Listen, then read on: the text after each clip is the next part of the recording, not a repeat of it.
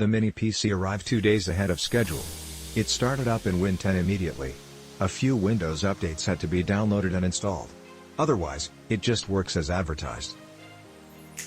I did ask for advice on how to do automatic power up for remote operation.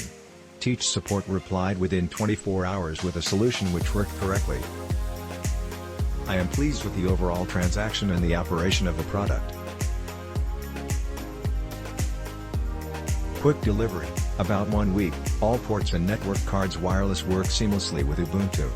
Bluetooth enabled as requested, comes with an upgrade processor 8565, but I was unable to install VMware SE due to the network not found.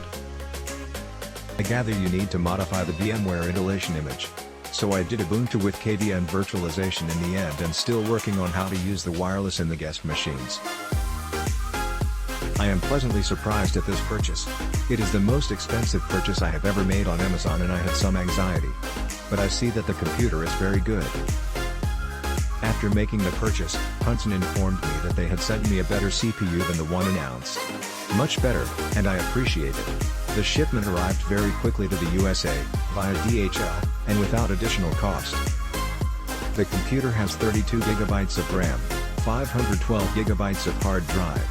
The processor has 4 cores, 8 threads. Specifically, it is an i7-8565U. The Windows 10 Pro OEM license is original and permanent. Windows recognizes all hardware without problems. I will try to install Ubuntu on dual boot. And I will do some performance tests. The computer has no fans and is completely silent. The outer part is metallic in the form of aluminum heatsink. In short, I think it's a great device, at a good price, with very good features. I am very happy and I recommend it.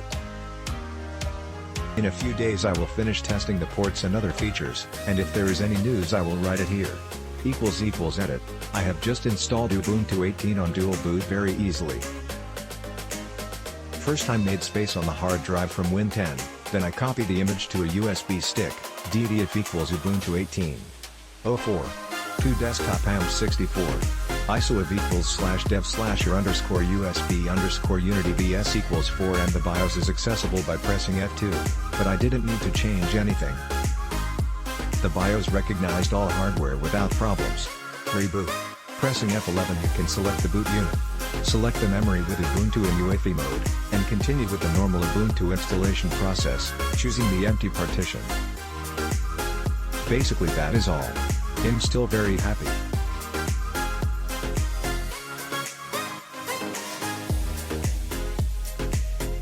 This has been running for a few days now and is an excellent system for the price. Plenty of USB sockets and very quiet, not exactly silent as some very faint transformer noise, but excellent performance for the price. It does run warm to the touch, but the BIOS provides a lot of TDP/performance tuning, and I may replace the bottom chassis plate with some mesh to provide a bit more ventilation when oriented vertically. Great machine. Added 32 GB RAM, 1 TB SSD. Works flawlessly.